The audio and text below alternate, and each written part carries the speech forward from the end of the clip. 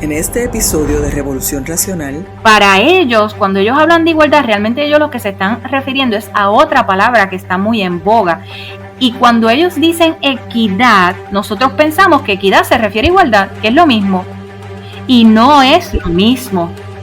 No es lo mismo, porque equidad se refiere en los términos de estas, ¿verdad? En este caso que estamos hablando de los grupos feministas, se refieren a que se les dé lo que ellos necesitan para poder lograr sus metas o sus propósitos particulares.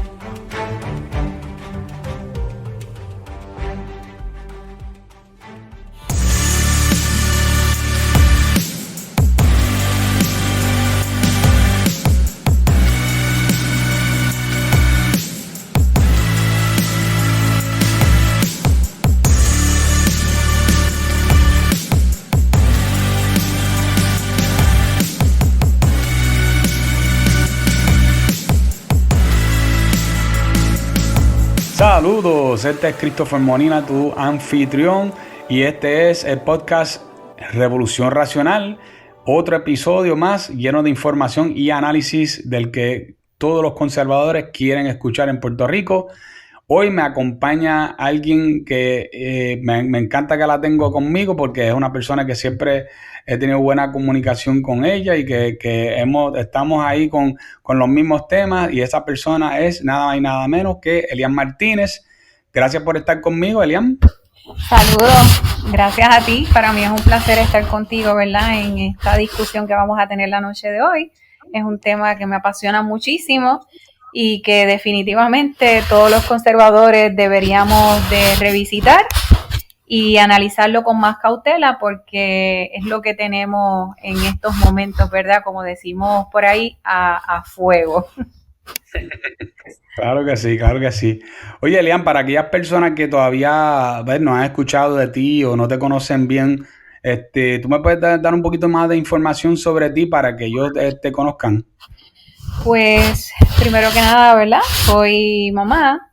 Mi profesión es consejera profesional. Estoy, ¿verdad?, destacada en lo que es el campo de la salud mental, especialmente en el área de familia, adicciones y violencia. Así que he trabajado en práctica privada, he trabajado también, ¿verdad?, en instituciones sin fines de lucro, entre otros.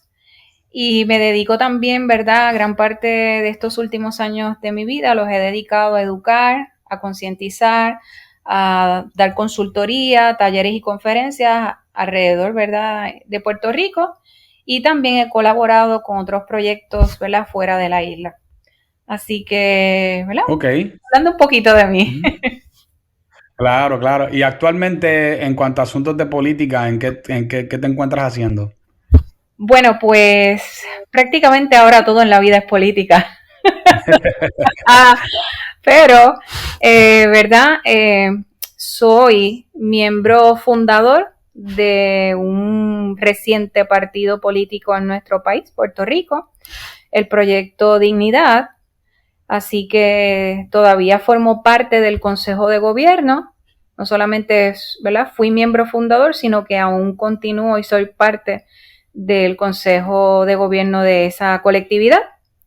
Y, ¿verdad?, nos encontramos en etapas iniciales aún, pero ya hemos demostrado para qué fue, ¿verdad?, para qué fue que surgió Proyecto Dignidad. Así que estamos ahí en esa carrera. Qué bien, qué bien. Elian, me parece que tú has estado unas cuantas veces en jugando pelota dura, ¿no? Sí, he participado de algunos programas locales como Jugando Pelota Dura,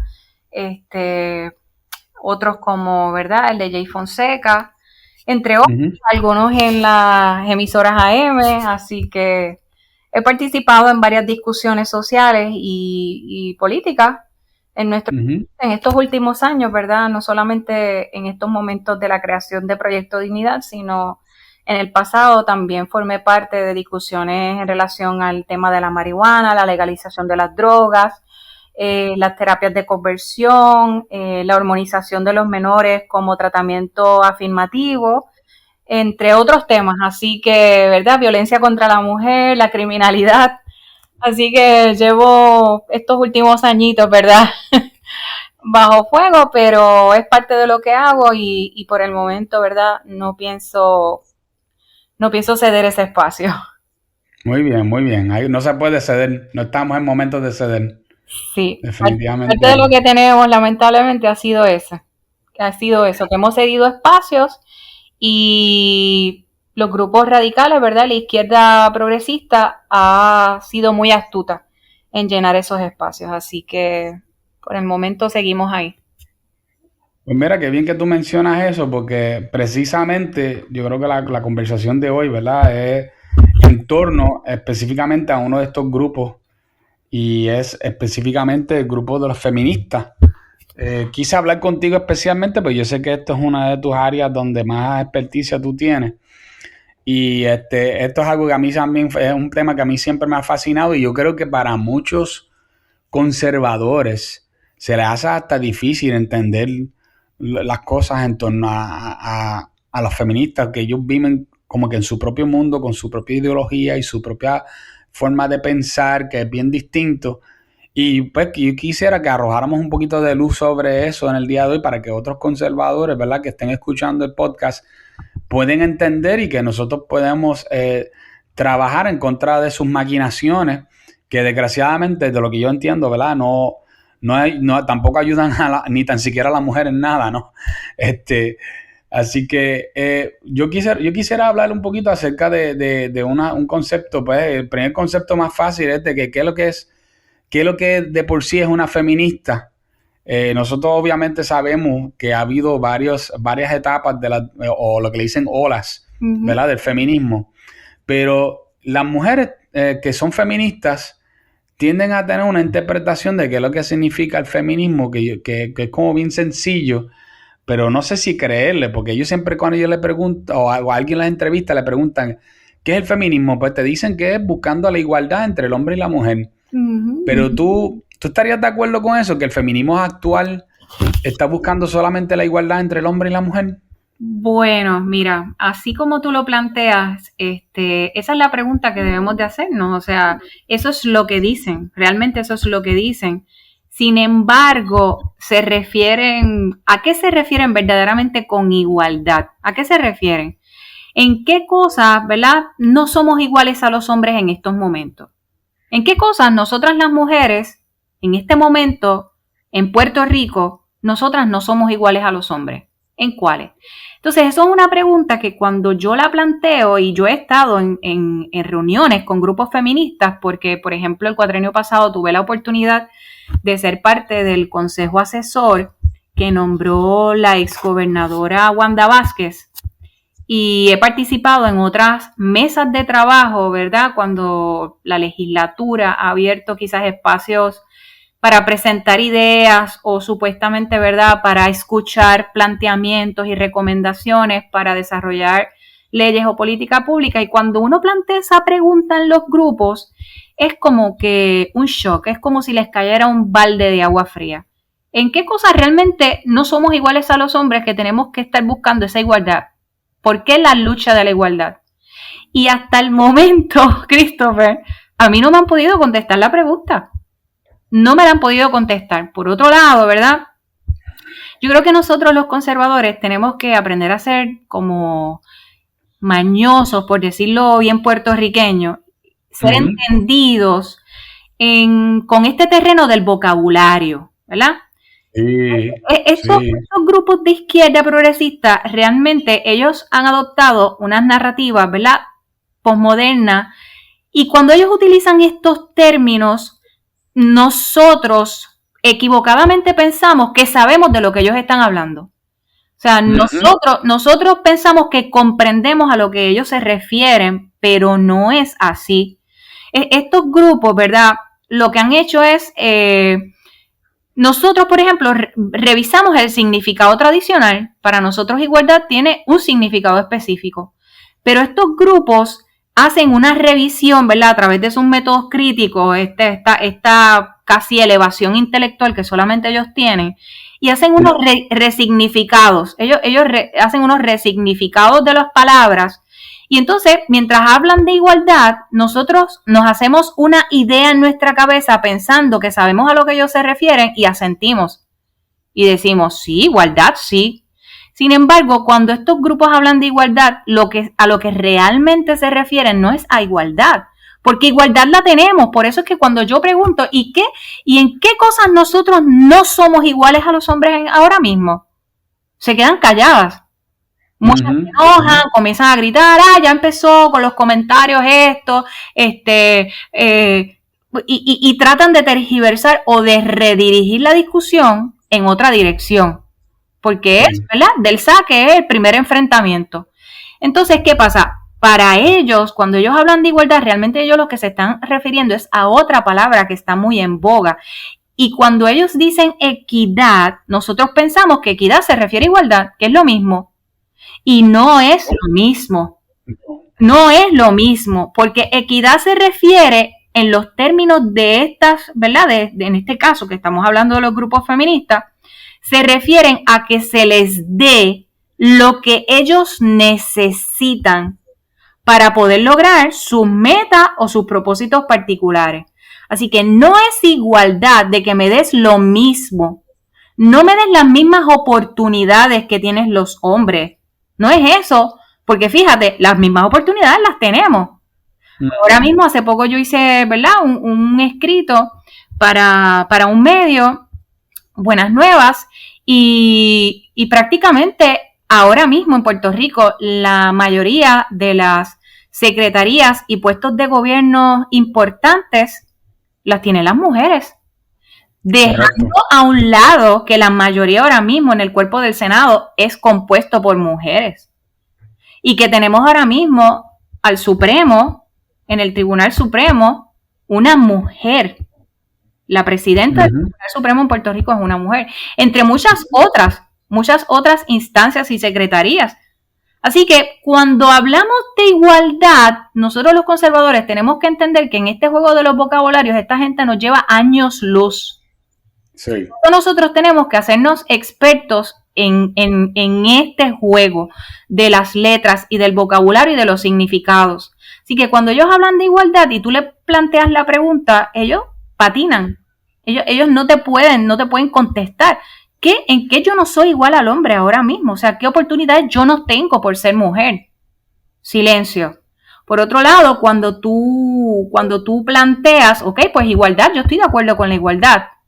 Pero ellos hablan equidad, y equidad tiene otro significado.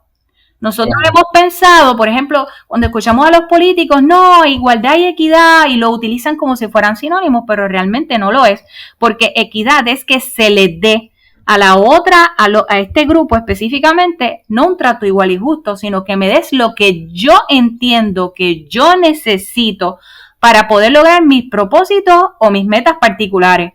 Así que no se trata de realmente igualdad. Así que, ¿verdad? Yo, así es como yo tengo, ¿verdad? Así es como yo entiendo que es la mejor explicación, ¿verdad? Que yo puedo dar a ese concepto cuando ellos se refieren a igualdad. Podríamos discutir, Christopher, otros conceptos. Por ejemplo, cuando ellos hablan de racismo. Nosotros entendemos racismo con un significado tradicional.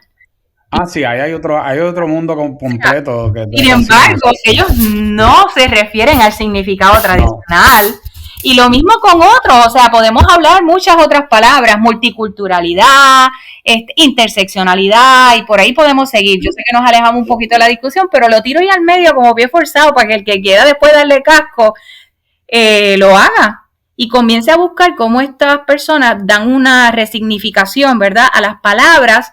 Y entonces nos ganan en ese terreno. Nosotros tenemos que aprender a realmente entender el lenguaje de ellos. Y la única manera en la que nosotros podemos entenderlo es realmente metiéndonos en esas ideologías, estudiándolas, leyéndolas. Así. Sí, para que la gente entienda, ¿sabes? ¿Verdad? Por si acaso, por lo menos igualdad significa que todos tengan las mismas oportunidades. Exacto. Equidad significa que todo el mundo tenga los mismos resultados. Y la última vez que yo verifiqué el tener todos los mismos resultados fue exactamente lo que quiso hacer el comunismo. Exacto. Y los resultados los vemos, la historia está ahí, es innegable, aunque sabemos que hay muchas personas que han tratado también de negar la historia, ¿verdad? Esas ideas comunistas socialistas, cuando se han implementado luego, ¿verdad? De la idea bonita o que pareciera bonita al implementarse, pues lo que ha traído es muerte, dolor, sufrimiento, estancamiento. Así que tenemos que revisitar la historia, eso es así. Una de las cosas que a mí no me deja de sorprender es lo mucho que el wokeness, ¿verdad? Que es lo que estamos viendo mucho, la justicia social, ¿verdad? Como diríamos aquí en buen puertorriqueño. Uh-huh. Se parece mucho a la revolución cultural que hubo bajo Mao en China. Y que da la casualidad que esa revolución cultural fue mayormente usando los jóvenes. Uh-huh. Y que es exactamente lo que está pasando en Puerto Rico. En Puerto Rico, todo lo que tenga que ver con este movimiento mayormente va dirigido a los jóvenes. Obviamente los que mandan más arriba no son tan jóvenes, pero los que terminan siendo los soldados de a pie, incluso en Estados Unidos es lo mismo. Si tú vienes a ver quiénes son los soldados de a pie de toda esta gente, movimientos por ejemplo como Antifa, son chamacos jóvenes que juran que ellos saben lo que están haciendo y son bien apasionados, todos emociones, pero nada de lógica ni pensamiento crítico en el asunto, ¿no? Y lo mismo ocurre con el feminismo. Perdóname. Lo mismo ocurre con el feminismo. Lo mismo. Las ideólogas, las que realmente ponen el trabajo conceptual, son como yo le llamo, ¿verdad? Y no lo digo de manera despectiva, son las viejas. Son las que llevan ya años en esto. Exacto. Son las que ponen las ideas, son las que se acercan a la legislatura, son las que establecen los métodos. Sin embargo, las que ejecutan son las jovencitas, las que van a las marchas, las protestas, las que se quitan las camisas, las que escupen, son las jovencitas. Fíjate, el día de ayer hubo una audiencia pública para la evaluación a la nominada procuradora de la mujer. Y para mí fue bien sorprendente, en la sala yo prácticamente no vi jóvenes, que por lo general en las audiencias que son para discusiones de proyectos, como del aborto, como lo de la perspectiva de género, la sala se llena de niñas, de jovencitas, recién graduadas o todavía universitarias, gritan, hacen escándalo. Sin embargo, ayer toda la sala estaba llena de mujeres adultas, mayores de edad. Todas. ¿Y por qué tú crees eso? ¿Por qué tú crees que eso fue así, Elian? Como te digo, Christopher, yo pude identificar mujeres que llevan años en Puerto Rico, ¿verdad? Encauzando la causa feminista, lo que ellas entienden que es la causa feminista. Son las que realmente generan el contenido y las ideas, ¿verdad? Y son las profesoras universitarias, son las que comandan las ONG en Puerto Rico.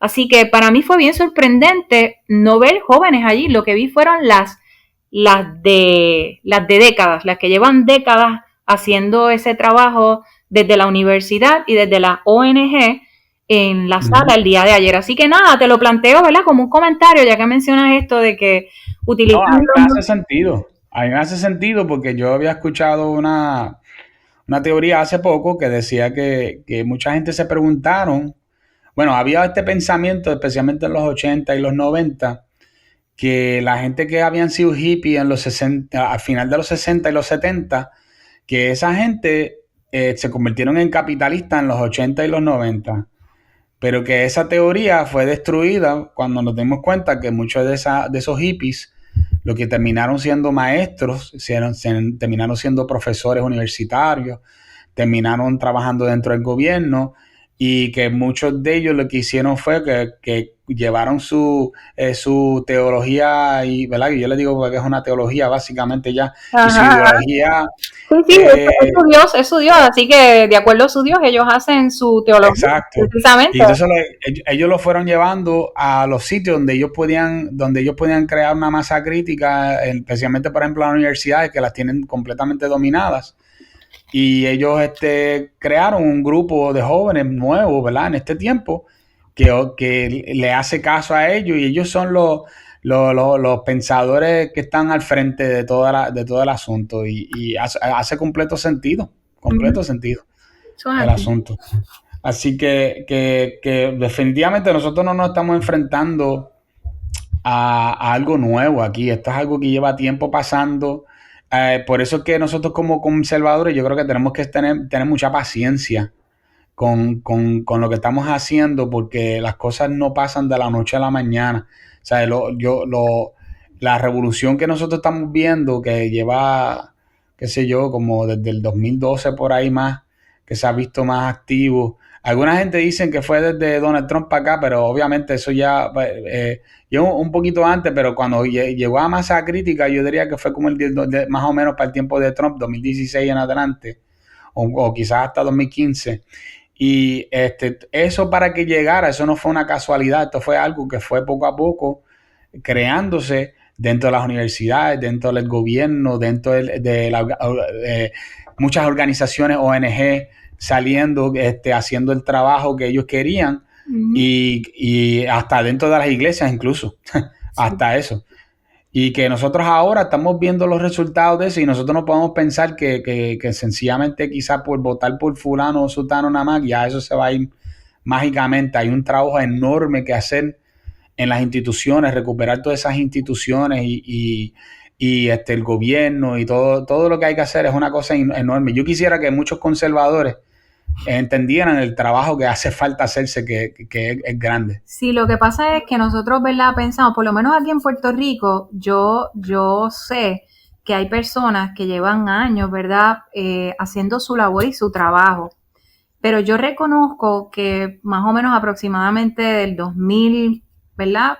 Quizás los más viejos que yo puedan, ¿verdad? Dar otra fecha, pero más o menos yo creo que hay un consenso desde los 2000, 2003, por ahí, ha habido como un despertar en Puerto Rico en relación a estos temas y en relación a, ¿verdad? A los debates, a las discusiones que se dan, a los tipos de legislatura que se aprueba, las movidas que hacen los gobernadores que hemos tenido, y se han levantado, ¿verdad? Personas vocales y también grupos para dar la batalla, para educar, para, ¿verdad? Llamar la atención a lo que está sucediendo en el país. Y yo creo que, ¿verdad? Y es como tú dices, no podemos ver esto como que esto es un 5K, porque realmente esto no es una carrera corta. Nosotros tenemos que ver el trabajo que estamos haciendo como un ultramaratón. Y en ese sentido, ¿verdad? Nosotros debemos de seguir preparando, ser consistentes y deliberados, que son dos palabras que yo utilizo mucho siempre en mis conferencias. Consistencia, ser consistentes y ser deliberados en lo que hacemos. Son dos elementos que el progresismo y que la izquierda ha utilizado muy bien. De hecho, lo conocen muy bien. Ellos saben que ese trabajo de minar y de sembrar una semilla en constancia y siendo deliberados con las movidas que se hacen y las estrategias que se elaboran, rinden frutos. Ellos lo conocen muy bien. Y yo creo que esos son elementos que nosotros debemos de utilizar también y comenzar a cambiar, ¿verdad? Cómo nosotros vemos esto. Sí, como tú dices, ver esto como un proyecto a largo plazo. Empezarlo ahora, pero a largo plazo. Sí, claro. Yo siempre digo que el movimiento, la izquierda, ¿verdad? Yo no sé si tú has escuchado alguno de los podcasts míos, pero esto para mí es un tema bastante frecuente y los que han escuchado el podcast ya saben por dónde yo voy con esto, pero hay una cosa que se llama entropía. Entropía es un concepto que es de la física, que dice que un objeto que tú dejas quieto, pues al tiempo va decayendo, como si tú dejaras, por ejemplo, una manzana en tu marquesina y tú lo dejaras ahí y poco a poco se va pudriendo, ¿no? Y que lo mismo pasa, por ejemplo, con casi cualquier cosa que tú dejes quieto, inmóvil y más que sin tocarlo, de por sí ya se va decayendo y la derecha, los conservadores, creamos civilizaciones, creamos tradiciones, creamos religiones, creamos estructuras. La izquierda es todo lo contrario. La izquierda destruye. La izquierda es entropía, es que va destruyendo las cosas aún poco a poco. O sea, que tú no... El mero hecho de que el conservador sencillamente no haga nada ya está cediendo terreno, porque la entropía ya empieza a hacer su trabajo de empezar a destruir las cosas. Y obviamente siempre es más fácil destruir que construir. Eso que y es más rápido también. Es muy cierto, y yo lo suelo ver de esta manera. Según ellos, ¿verdad? Para que haya progreso, tiene que haber destrucción primero. Y nosotros vemos las cosas de otra manera. Nosotros vemos, no, hay que construir, elaborar, edificar para que la civilización siga prosperando. Sin embargo, ellos ven las cosas, ¿verdad? Desde otra perspectiva, una visión distinta, ¿no? Primero hay que destruir todo el concepto de familia, destruir lo que es hombre, destruir lo que es una mujer, destruir las diferencias sexuales, destruir lo que entendemos como familia, así sucesivamente, destruir el modelo económico, porque en su apuesta, la destrucción, ese caos es lo que va a traer el progreso, el cambio, lo bueno. El progreso. Y la historia nos confirma una y otra vez que esa fórmula es equivocada. Así que, ¿verdad? No, eso es lo que iba a traer, que cada vez que la izquierda trata de construir, lo que termina es destruyendo más. Por ejemplo, el comunismo y el socialismo son construcciones de la izquierda. Ellos son malísimos construyendo, porque no saben hacer ninguna otra cosa que no sea eso. ¿Sabes cómo yo lo veo? Ellos mismos saben. ¿Cómo es, perdón? Yo lo veo como, y así lo defino yo nunca he utilizado, ¿verdad? No he escuchado a nadie utilizando el término, pero yo lo he utilizado. Yo lo veo y lo visualizo como unos carroñeros. Okay, entiendo. Entonces, nuestra perspectiva de lo que es progreso y de lo que es estabilidad y de lo que es florecimiento es distinta. No es a través de... Nosotros no somos carroñeros. Esa no es el espíritu del conservador. Sí, no, y que aun cuando la izquierda trata de construir, ellos están tan conscientes de que ellos están dedicados a destruir, que ellos terminan matando a cualquier persona que puede destruir lo que ellos están tratando de construir, aunque esa persona inicialmente destruyó con ellos. Y eso lo sabemos porque casi toda bueno, ahorita mismo estamos hablando acerca de la revolución de Mao, la revolución cultural, que fue básicamente para él poder sacar a ciertas personas que estaban en el poder con él, que fueron los que inicialmente crearon el comunismo en China. Y él decidió utilizar la juventud para él poder limpiar a esa gente de ahí. Lo mismo hizo Stalin, lo mismo hizo Lenin. O sea, en cualquier lado donde tú tienes personas de la izquierda, ellos saben que tienen que eliminar las personas que son, bueno, la primera revolución que definió lo que es izquierda y lo que es derecha, la Revolución Francesa. ¿Qué pasó con todas aquellas personas que fueron parte de la revolución? Básicamente todos terminaron muertos. Ellos mismos se mataron entre ellos porque ellos querían a purificar su movimiento. Y ellos querían, ellos saben que si ellos dejaban a algunas de esas personas vivas, lo que iba a pasar con su movimiento era que se iba a empezar a desconstruir también, porque la izquierda está diseñado para desconstruir. Eso es lo único que ellos saben hacer en verdad con exactitud, ¿verdad? Y con eficiencia, vamos a ponerla así. Nosotros los conservadores también yo quiero seguir ahora. Perdona, sí, dime lo último. Nosotros los conservadores también tenemos, ¿verdad?, nuestros propios riesgos y elementos con los que tenemos que, ¿verdad?, considerar desde adentro. Sí. Sin embargo, ¿verdad?, esa es discusión para otro podcast. Discusión para otro podcast, porque yo sé que sí, que es así. Pero está ahí. O sea, no podemos tampoco ser ingenuos, porque en última instancia... No, definitivamente. Una de las cosas que yo... Es correcto. Sí. En ambos lados hay problemas que surgen, ¿verdad? Como yo digo, desde las entrañas. En el caso de la derecha, uno de los ejemplos clásicos es querer aceptar muy rápido gente que vienen de la izquierda, que quieren ahora unirse, por ejemplo, a la derecha, que ellos sean líderes de la derecha. Eso es otro problema, pero hay una serie de problemas, obviamente, en cualquiera de los dos lados, pero Correcto. hablando en general, en términos general, en visiones de la derecha y la izquierda, la derecha es la que construye, es la que construye las civilizaciones y las trata de mantener estables, porque el conservador lo más que le gusta es mantener una estabilidad. Y la izquierda está constantemente tratando de desconstruir lo que ya hizo la derecha. Pero ahora, ¿verdad? Volviendo de nuevo al tema específicamente del feminismo, yo sé que hay una serie de reclamos que siempre está haciendo el feminismo. Por ejemplo, uno de ellos es lo de el salary gap, no sé cómo se dice en español. La brecha salarial. La brecha salarial, gracias. Yo he visto muchísima información que destruye eso, de que hay una brecha salarial y esto. ¿Cuáles son algunas cosas más que ellos declaman? Porque yo he escuchado un par de cosas que son que parecen sacados de una teoría conspirativa. Mira, cuando vamos a verla públicamente, al menos en la discusión de país, lo que siempre se presenta es lo que hablamos al principio, el tema de la igualdad.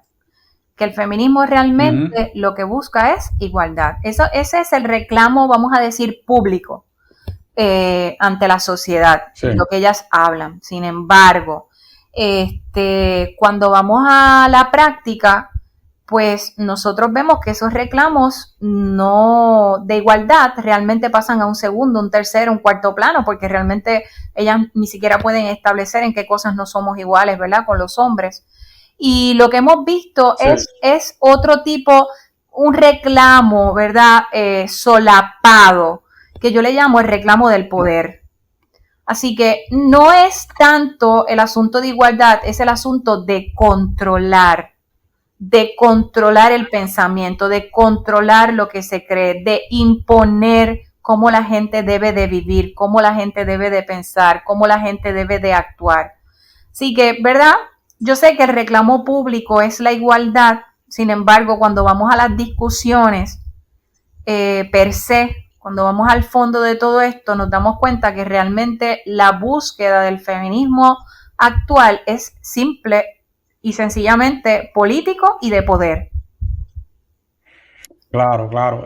Pero hay una cosa que yo he escuchado, que cuando hablo de teoría conspirativa, esto es de lo que me refiero. Por ejemplo, el patriarcado. ¿Qué es el patriarcado, Estelian? Bueno, mira, el patriarcado, eso es un invento muy bien inventado. El patriarcado, ¿verdad? Nosotros no podemos negar que eso es un término, ¿verdad?, que no es de ahora. De hecho, no es un término nuevo, aunque es un término que está muy de moda.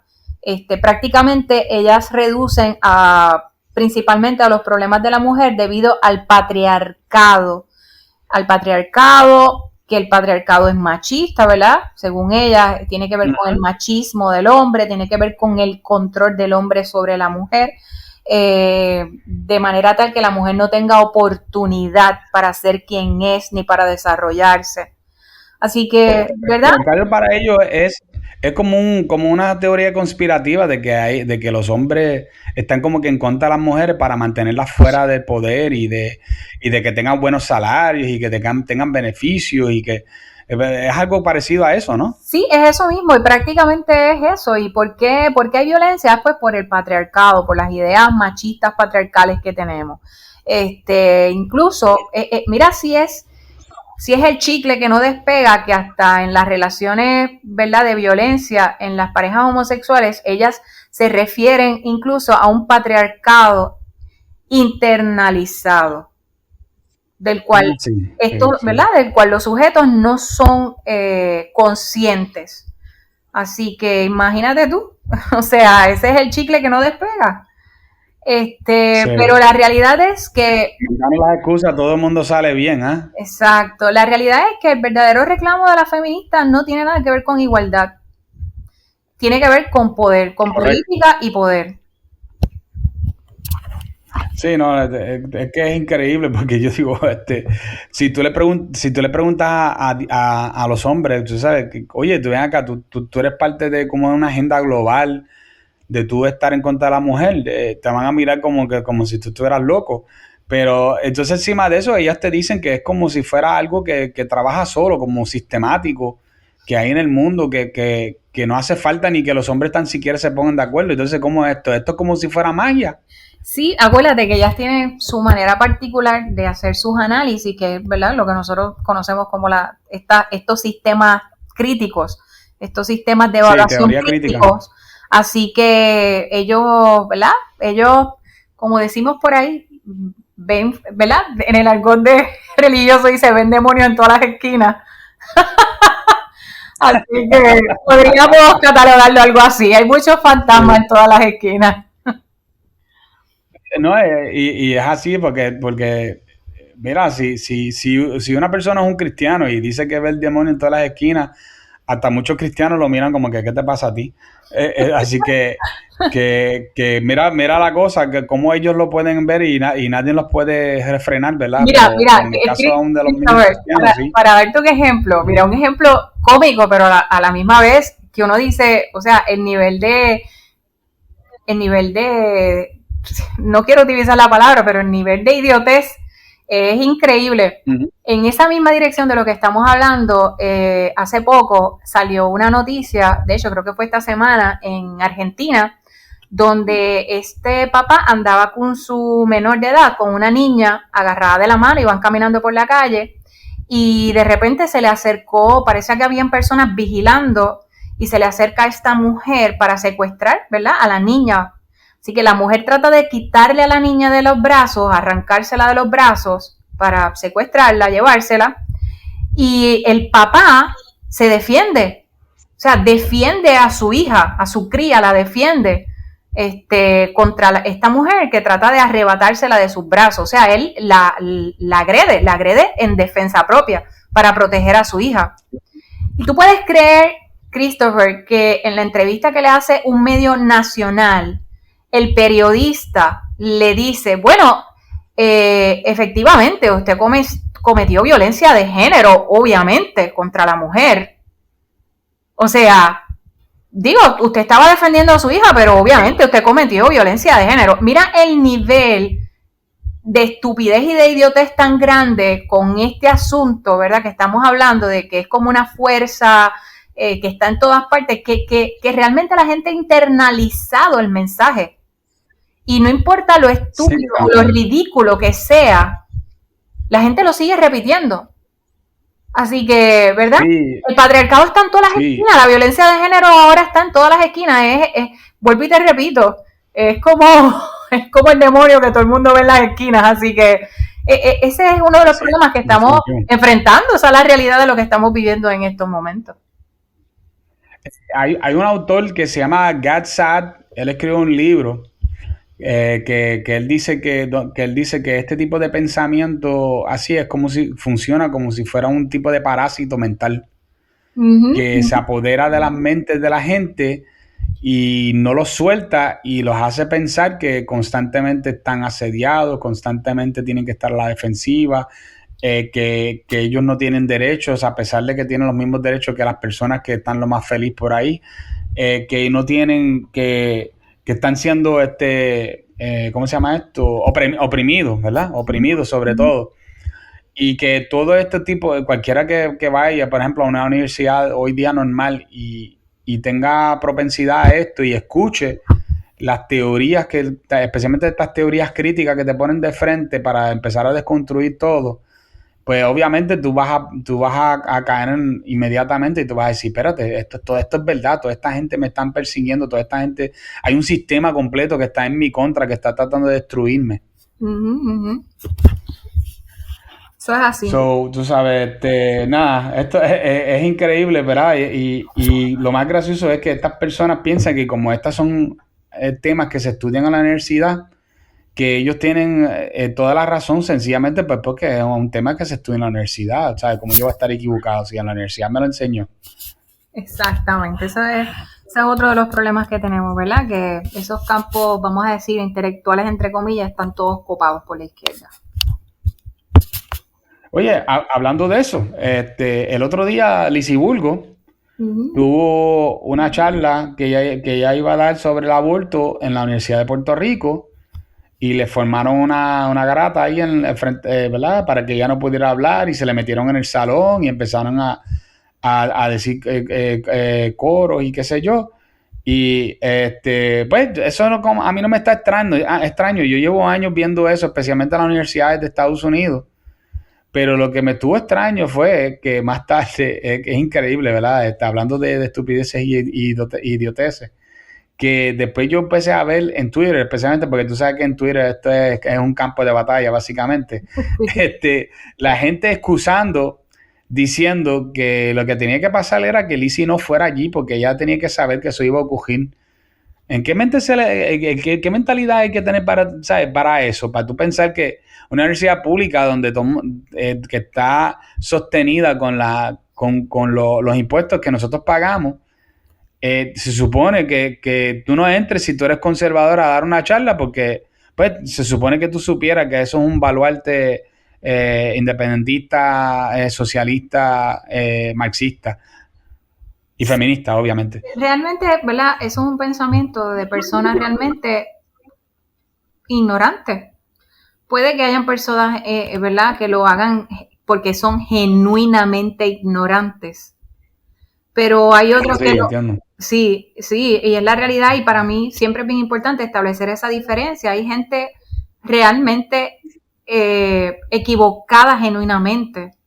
Sin embargo, hay otros que realmente lo que buscan es mantener ese, ¿verdad?, ese status quo o esa dinámica, por ejemplo, en la Universidad de Puerto Rico, para que sencillamente pierda cualquier tipo de, ¿verdad?, movimiento, cualquier tipo de actividad que quizás plantee otras opciones o presente otras discusiones sobre los temas.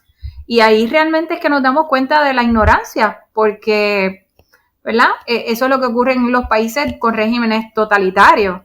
Sencillamente no puede escuchar nada más y no tiene libertad, no solamente libertad a pensar como crean, sino que no tienen libertad a expresarse, no tienen libertad de expresión, que son, ¿verdad?, dos elementos sumamente fundamentales y vamos a decir muy valorados, ¿verdad? Yo me atrevería a decir que por la mayoría de los puertorriqueños. Sin embargo, las universidades lo que están enseñándole a nuestros chicos es todo lo contrario. Número uno, a que se vuelvan una generación de cristal en el que las palabras y la mera discusión de las ideas pueda representar un daño para ellos, incluso un daño psicológico, traumático, y que sencillamente no tengan la oportunidad de fortalecerse, de poner a trabajar el cerebro, de poner a funcionar la materia gris, a comparar ideas, a contrastar, evaluar, investigar y luego determinar si esa idea que tú me estás presentando me hace sentido, si no, si está llena de incongruencia, si no se soporta por su propio peso. Y esa manera de hacer que el cerebro, ¿verdad?, crezca y que realmente que la gente piense y desarrolle y aporte y desarrolle ideas nuevas, sencillamente la propia academia se está encargando de matar los cerebros de nuestros adolescentes y nuestros jóvenes. Eso es lo que ha estado ocurriendo. Así que, ¿verdad?, para mí, ¿verdad?, yo hubiese quizás esperado que a lo mejor la universidad, ¿verdad?, tuviera los pantalones bien puestos en su sitio y hubiera protegido el espacio para que se hubiese podido dar un debate de altura en el que todos hubiesen tenido la oportunidad de expresarse, de hacer preguntas y de discutir, y que cada cual luego tome las decisiones. Sí, eso hubiese sido chévere. Lo que pasa es que, vamos, estereotipando un poquito aquí, pero la mayor parte de la gente que se metan a trabajar en una universidad no están ahí porque son valientes. No es el estereotipo de persona que está allí. Entonces, los estudiantes universitarios se dieron cuenta de esto y ahora ellos los tienen completamente dominados. Los profesores le tienen miedo a los estudiantes porque lo pueden tronchar la carrera. Han hecho, en muchas universidades en Estados Unidos, por ejemplo, han hecho que voten a los profesores.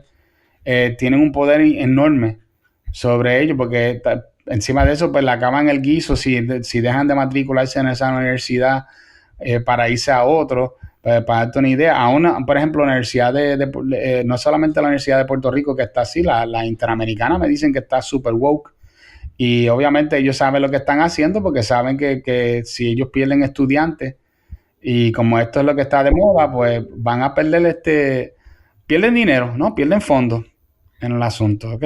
Eso es así.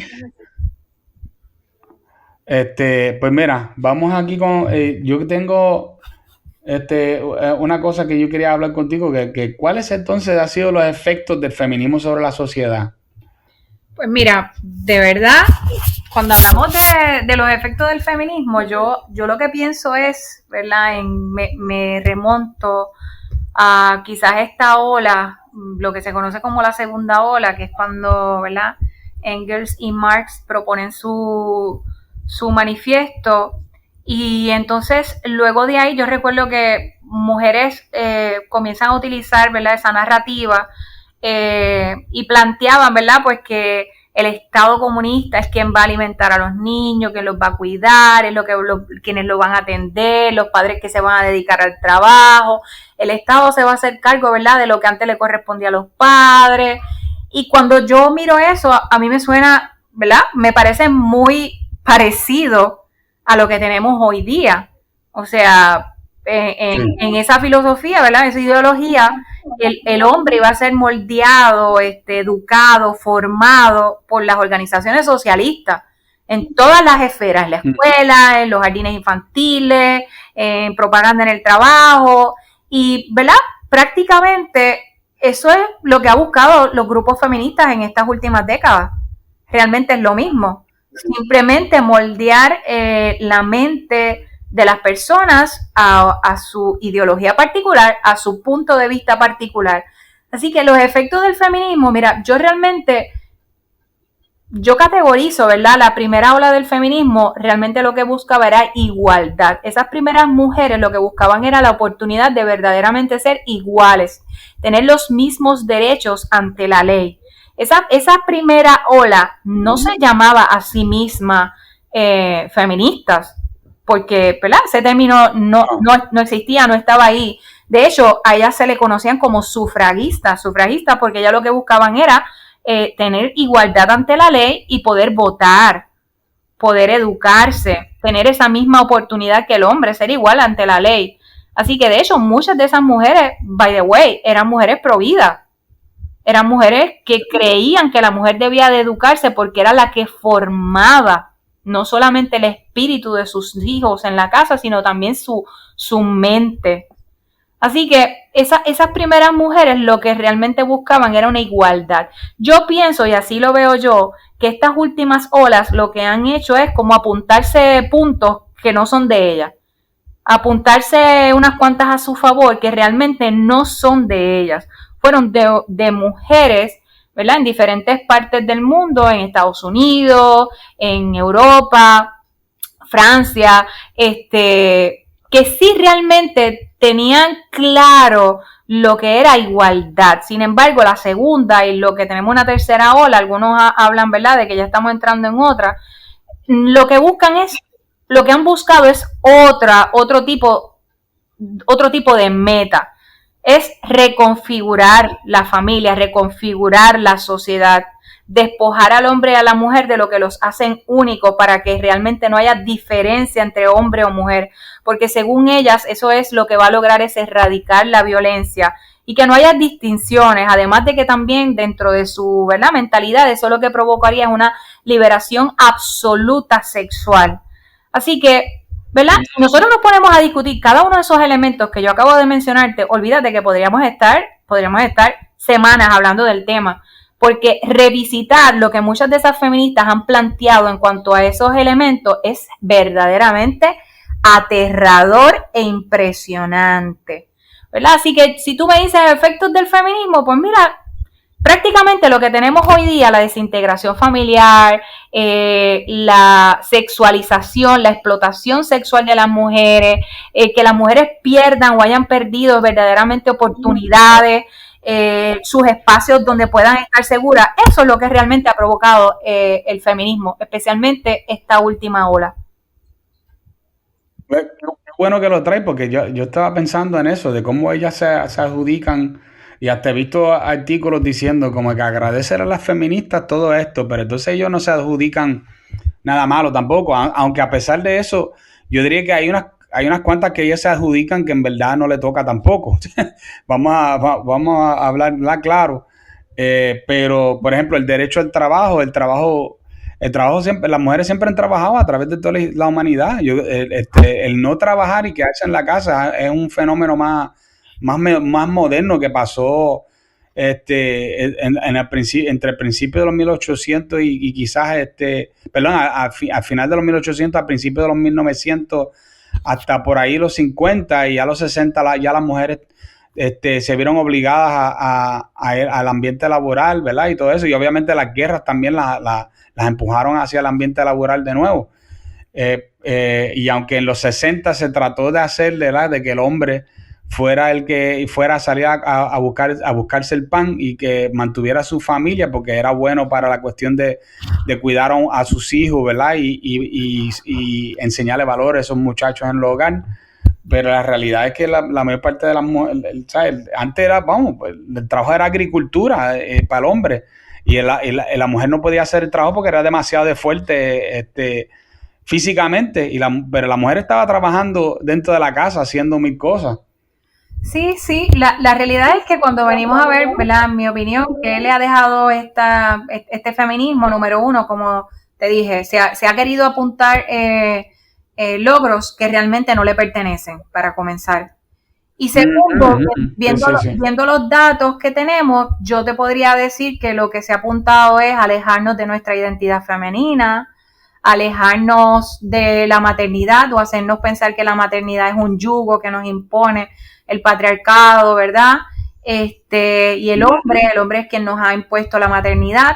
Por eso muchas de feministas, especialmente de esa segunda y tercera ola, decían que a la mujer se le debía de prohibir tener hijos. Así que prácticamente estas últimas olas lo que han querido es crearnos un yugo conformado a su imagen y semejanza. Eso es lo que ha sucedido con estos movimientos. Desprotección de la familia, erradicación de cualquier creencia, ¿verdad?, que ellas entiendan religiosa. Así que, ¿verdad?, una cultura de muerte en la que los niños o el fruto de nuestro vientre es considerado como un parásito. Y que, ¿verdad?, mucha de redefinición de términos. Y yo realmente, ¿verdad?, yo sí tengo mucho que agradecerle a esas primeras mujeres que dieron la batalla. No puedo negar que dentro de estos, ¿verdad?, de estos tiempos, luego del 1700, 1900, ha habido mujeres que se han destacado y que verdaderamente han hecho y han empujado cambios significativos para la mujer, y eso se tiene que reconocer de igual manera. Pero me atrevo a decir que la mayoría de esas mujeres no se identifican a sí mismas como feministas. Simplemente son mujeres que creen en la prosperidad de la civilización, no en la fragmentación de la misma. Hace poco yo perdóname, síguelo. Hace poco yo escribí un artículo y alguien dijo, esto es una verdadera feminista. Y realmente no, yo no me identifico como una feminista. Yo, ¿verdad?, no me catalogo a mí misma como una feminista. Creo que reivindicar, ¿verdad?, el feminismo es sencillamente una locura. No hay posibilidad para eso. La igualdad. Parece que dañaron la palabra, dañaron el significado de la palabra también. Exacto. Así que, ¿verdad?, en ese sentido yo sí me considero femenina, pero no feminista. Pero mira, hablando de todo esto, por ejemplo, hay varios estudios que demuestran que las mujeres se están quedando más que nunca sin casarse, sin hijos, y están solamente dedicadas, por ejemplo, a su profesión, al trabajo. Y muchas de ellas, pues más tarde en la vida, como que se arrepienten de su decisión, luego cuando ya es tarde, debido a que el reloj biológico de la mujer es más corto que el del hombre. Ujú. ¿Es una casualidad que la mayoría de estas mujeres son altamente educadas y también feministas? Pues mira, yo reconozco, ¿verdad?, que en nuestros tiempos hay una presión inmensa porque la mujer vaya a la universidad, se prepare y, ¿verdad?, lo que se conoce como autosuficiente. Que la mujer sea independiente al hombre y que la mujer se pueda sostener o sustentar a sí misma. Y la realidad es que con todo, ¿verdad?, el deterioro social y todos los cambios en la dinámica social y de familia, verdaderamente, y esta es mi opinión muy personal, la mujer debe de prepararse de alguna manera. Sin embargo, a la mujer también se le ha dicho que no hay posibilidad de compaginar su vida profesional con su vida de familia, que no puede realmente ser exitosa si es mamá, o que se le va a hacer, ¿verdad?, prácticamente imposible. La realidad es que igual es para el hombre también, en cierto sentido. Un hombre padre de familia, también un hombre padre de familia responsable, sufre de muchas maneras el tener que pasar tantas horas en su trabajo y no poder estar con sus hijos. Y eso lo sé yo porque trabajé, ¿verdad?, en consejería con hombres y con mujeres. Así que eso no es algo exclusivo de la mujer. Lo que sí es que muchas mujeres, y de hecho cada vez más las vemos que salen públicamente a hablar de su experiencia, de cómo se han arrepentido de al final del día terminar solas, sin, ¿verdad?, sin progenie, sin familia, sin hijos, cuando pudieron haber disfrutado de tener a alguien a su lado, ¿verdad?, y de tener hijos.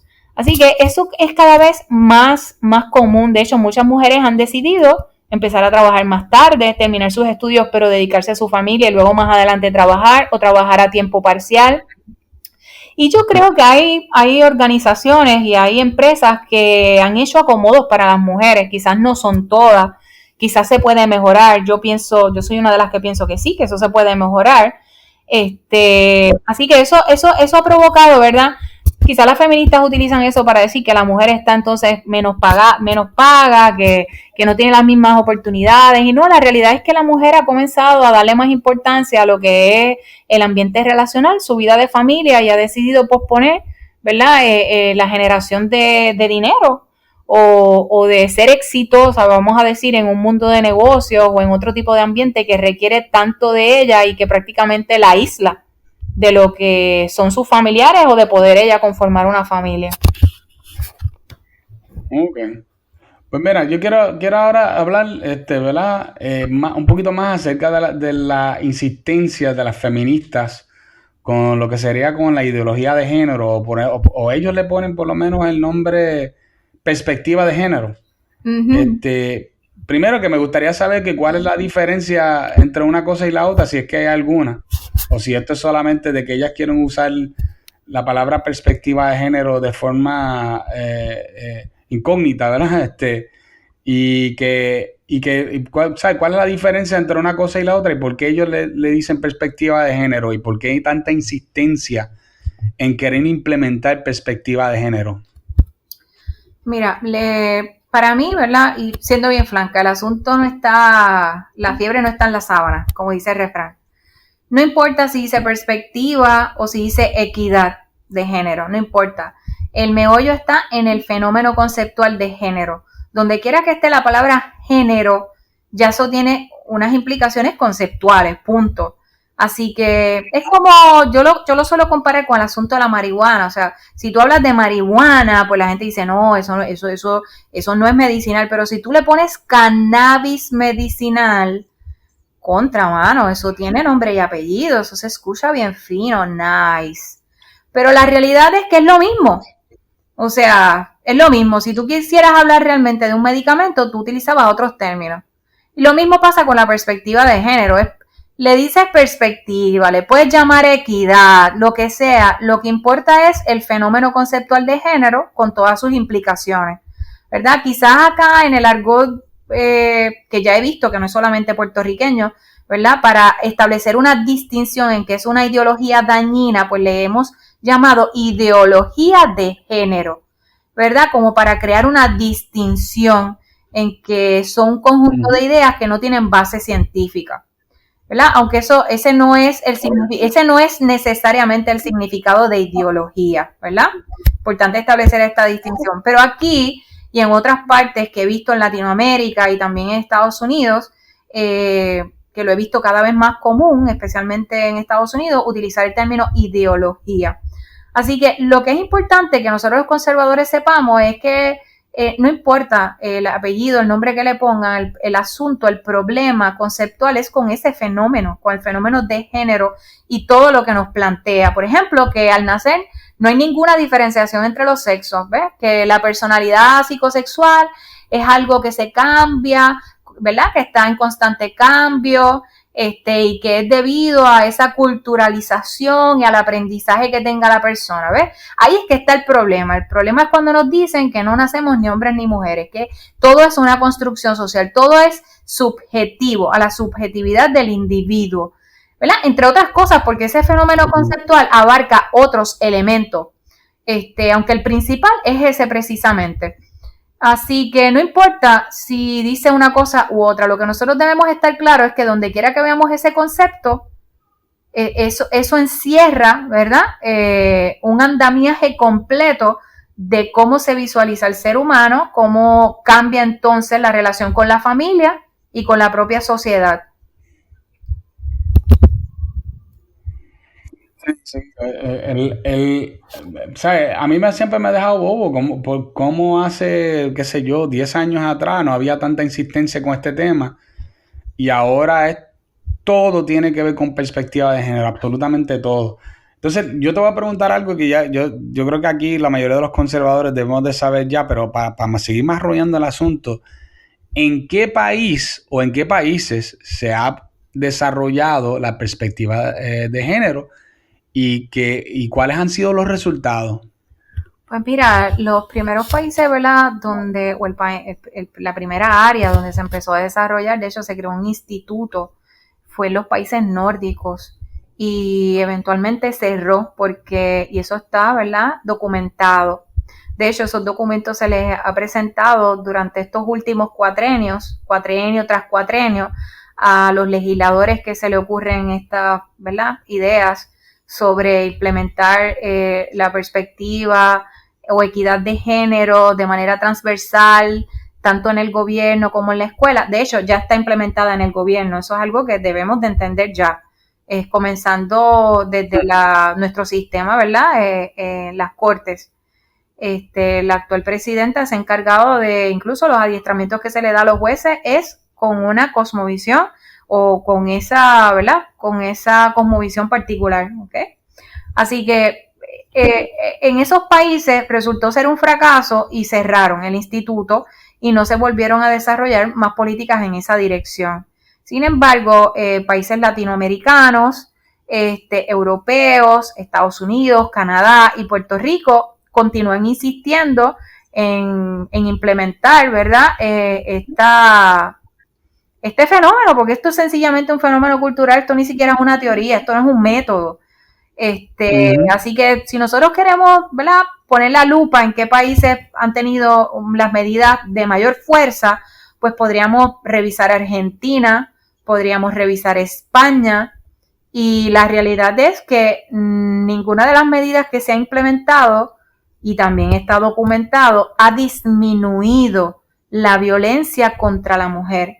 No ha disminuido la violencia entre hombre y mujer, porque ese es otro mito, el mito de que la única, ¿verdad?, el único que agrede o el único que es capaz de ejercer violencia es el hombre, y eso no es real. Pero, ¿verdad?, esos países donde se ha implementado, pues ha resultado ser un total fracaso. Igual en jurisdicciones, en Estados Unidos, en escuelas donde se ha implementado estas medidas y no ha disminuido los actos de violencia. Así que yo creo que con eso sería suficiente para nosotros darnos cuenta que las buenas intenciones no necesariamente nos lleva al éxito. Yo creo que aquí debemos de ser un poquito más listos, evaluar, ok, me gusta esta propuesta, me parece chévere, nice.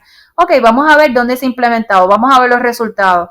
y confrontarnos. A lo mejor tenemos la idea más espectacular, ¿verdad? Dentro de nuestra mente es la mejor, pero a la hora de ver los resultados en otros sitios, pues resultaron ser inefectivas. Y yo creo que hay que tener humildad para hacer ese proceso y ser honestos con nosotros mismos cuando nos enfrentemos con los resultados. Algo que aparentemente nuestros líderes sociales y políticos les ha resultado difícil.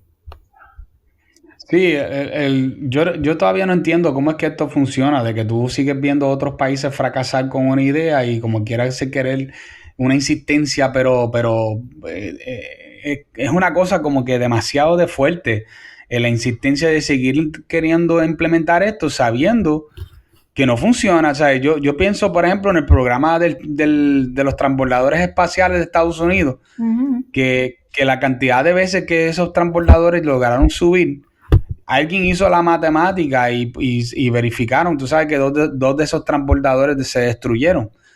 Y alguien puso, mira, si el transbordador espacial, por la cantidad de veces que viajó, y nosotros le restamos las 2 veces que se destruyeron, y nosotros aplicáramos eso al modelo de los aviones comerciales en Estados Unidos, nadie se atrevería a volar. ¿Entiendes? Entonces, porque tú tienes una tendencia bien fuerte de que tú pudieras ser víctima de uno de esos aviones cayéndose, ¿no? Entonces, ¿qué pasa? Que lo mismo pasa aquí, ¿sabes? Todavía no ha ocurrido que haya un país que pueda decir, oye, nosotros implementamos la ideología de género o la perspectiva de género, whatever que ellos le quieren decir, y que mira, esto bajó dramáticamente y ahora todo el mundo se trata espectacularmente. Esto ha sido una transformación total. Eso no ha ocurrido, y no porque esto empezó ayer o antier, porque en Argentina ellos llevan años con esto, en España también, ¿cierto o no?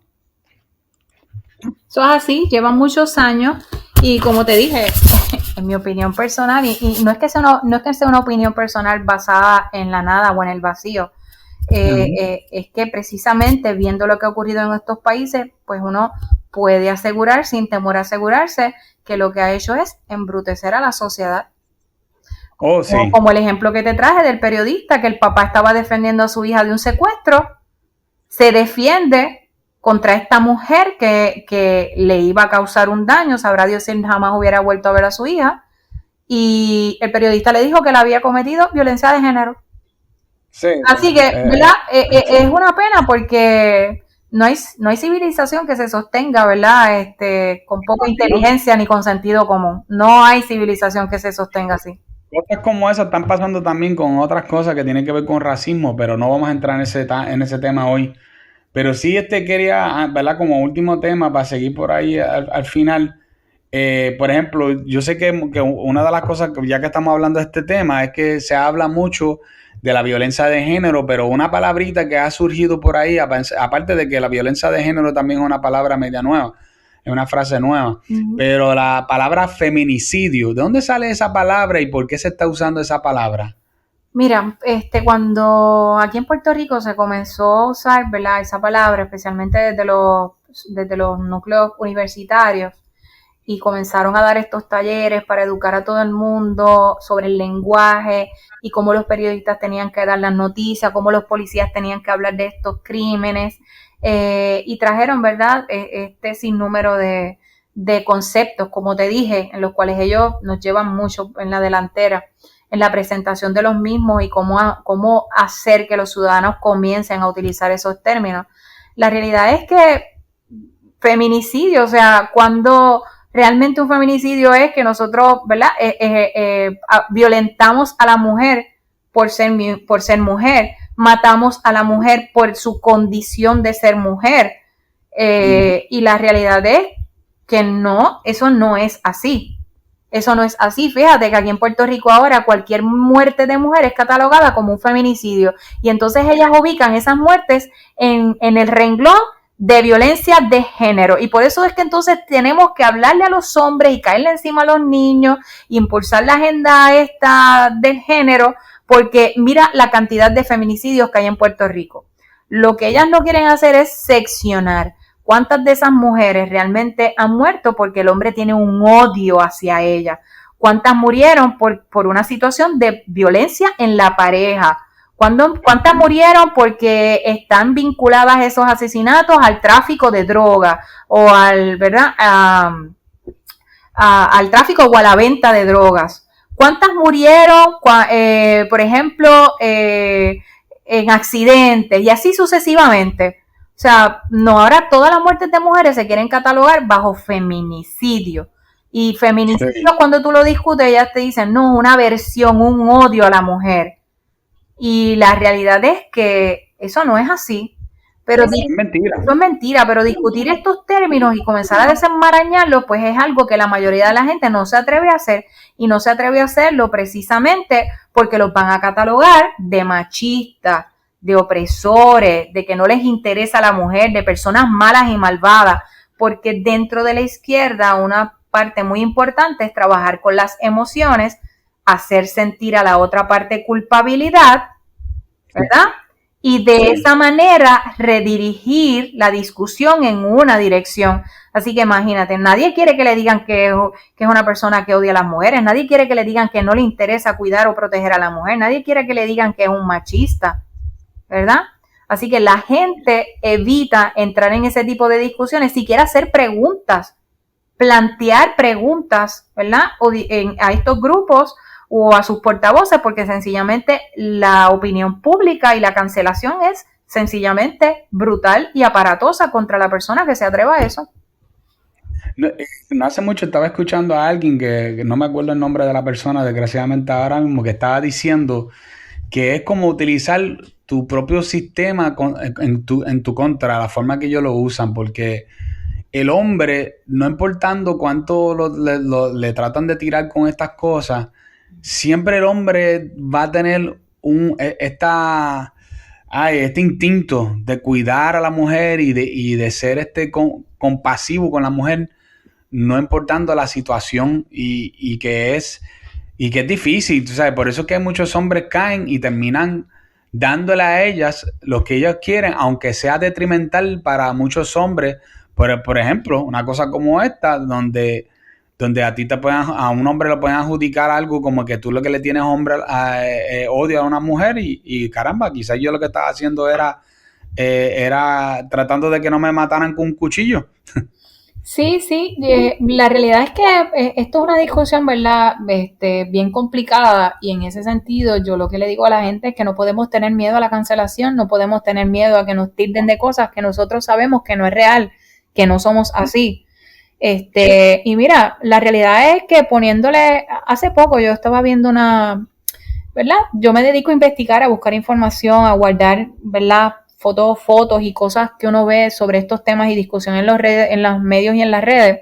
Y yo vi un adiestramiento que uno de estos grupos feministas del país estaba dando en las escuelas, y como parte de erradicar la violencia contra la mujer y evitar los feminicidios, ellas estaban dando estos adiestramientos y les regalaron a los varoncitos unas cadenas, y la chapita era una vulva. O sea, una vagina, perdóname. Y tú dices, my God, o sea, ¿en qué erradica eso la violencia contra la mujer? ¿Qué tiene eso que ver con evitar la violencia en pareja? Perdóname, un útero, y la parte de afuera, ¿verdad? Simulando una vulva. Así que sí.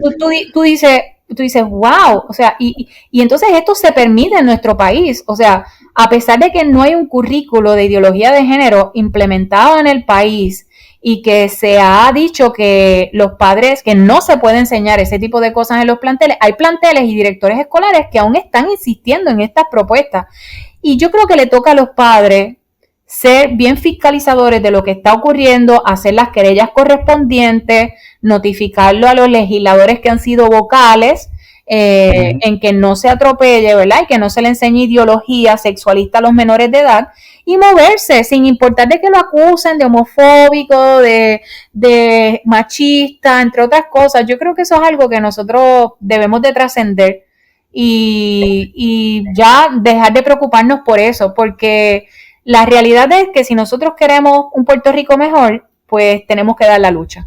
Y no podemos intimidarnos ante palabras. La realidad es que nosotros sabemos que las palabras no matan. Así que nosotros no somos ¿verdad? Los conservadores no deberíamos de ser conservadores de cartón. Así que debemos de trascender la palabrería, que lo más que puede hacer es que herirnos un poco, y yo creo que a la larga eso se sana muy rápido. Así que las palabras no matan, debemos de perder el miedo a recibir ese tipo de ataques.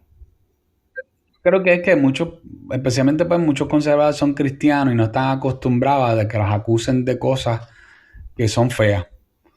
Y que por eso es que a muchos cristianos se les hace difícil, porque siempre siempre se considera a sí mismo como una persona que está en el lado correcto de las cosas. Entonces, cuando se encuentra con gente acusándolos de cosas que son feas, pues se les hace difícil bregar con eso.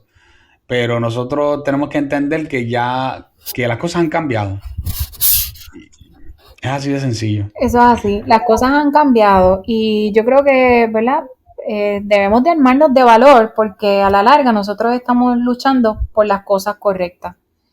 Y la historia, verdaderamente, los que nos han dejado un legado de libertad que estamos disfrutando en estos momentos, no sabemos hasta qué tiempo, fueron personas que trascendieron, ¿verdad? Que trascendieron ese ataque público y estuvieron dispuestos a enfrentarse ¿verdad? A toda esa persecución. Y si nosotros queremos, ¿verdad?, dejarle un Puerto Rico libre en el sentido, ¿verdad?, de que haya unos valores fundamentales que le permitan la vida a nuestros hijos aquí, nosotros deberíamos demoler a esas personas que siglos atrás, vamos a decir, se inmolaron por la libertad y por la democracia. Totalmente. Así que yo creo que debemos de pensar a un futuro. Para nosotros, ¿verdad? Yo lo veo así, la gratificación pasa a un segundo plano cuando cosas tan importantes, ¿verdad? Están bajo asedio. Última pregunta, Elian. ¿Verdad? Porque yo sé que esto es bien importante, porque esta gente con la cuestión de la ideología de género siempre están diciendo que nosotros estamos impidiéndole a ellas y a ellos también de que ellos puedan presentar medidas que van a salvar a la mujer puertorriqueña de la violencia o del feminicidio. Pero obviamente nosotros sabemos que eso no es verdad.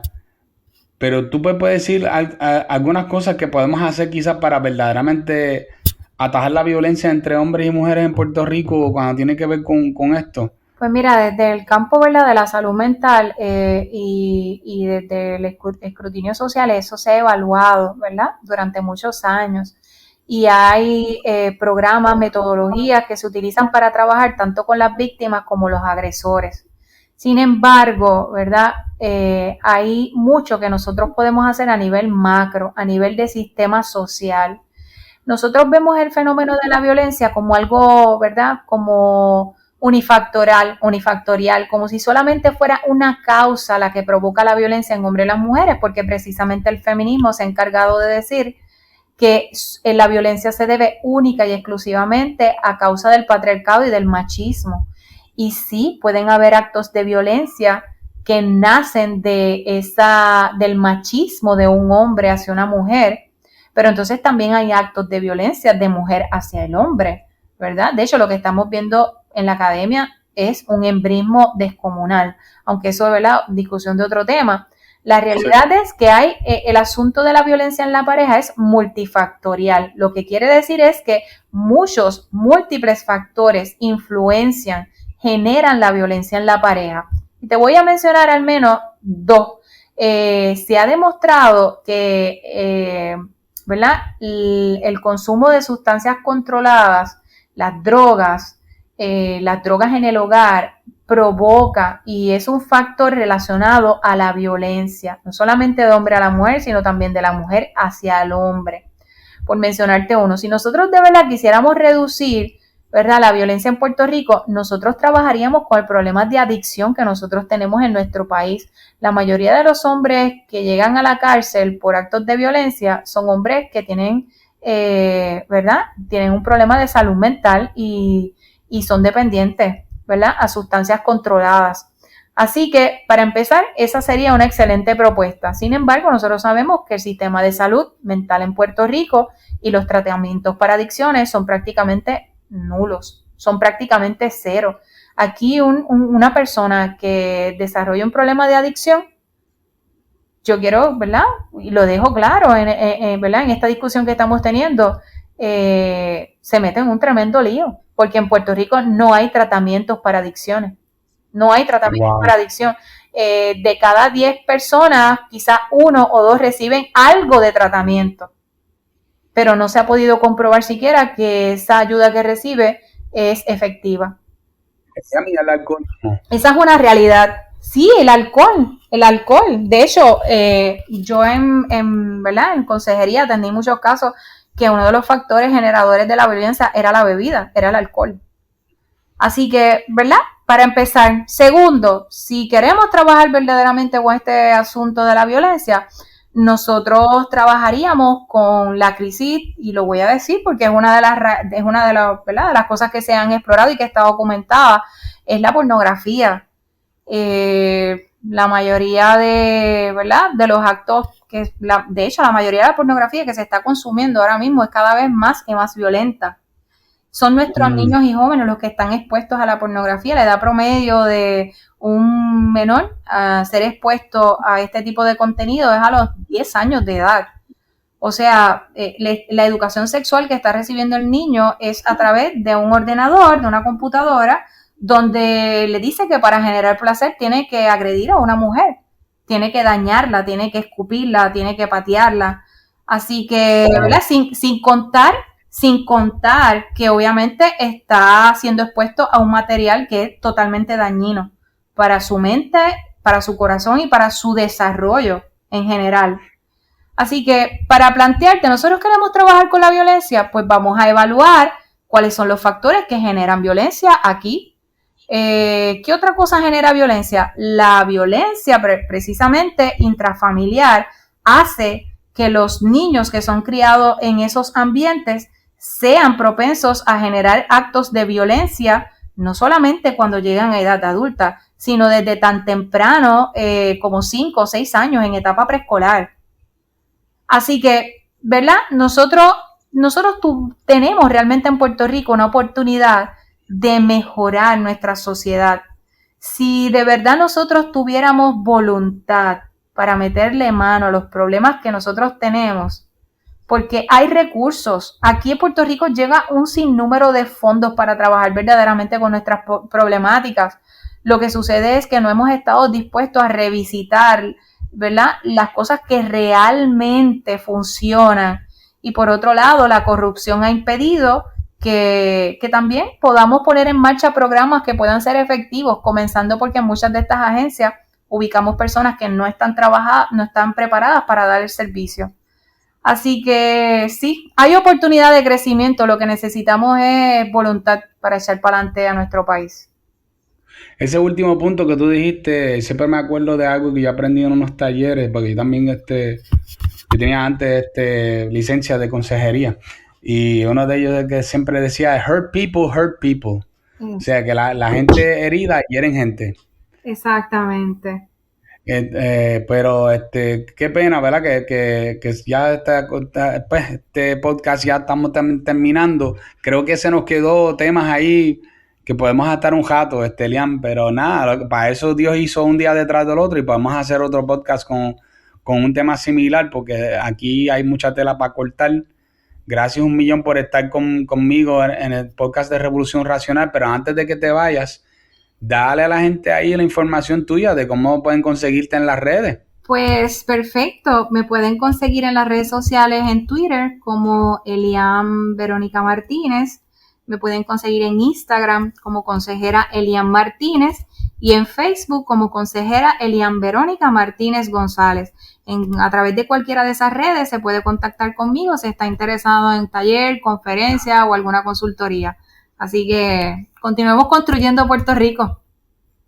Claro que sí, claro que sí. Bueno, muchas gracias, Elian, por estar conmigo en este podcast. Gente, muchas gracias siempre por escuchar el podcast de Revolución Racional.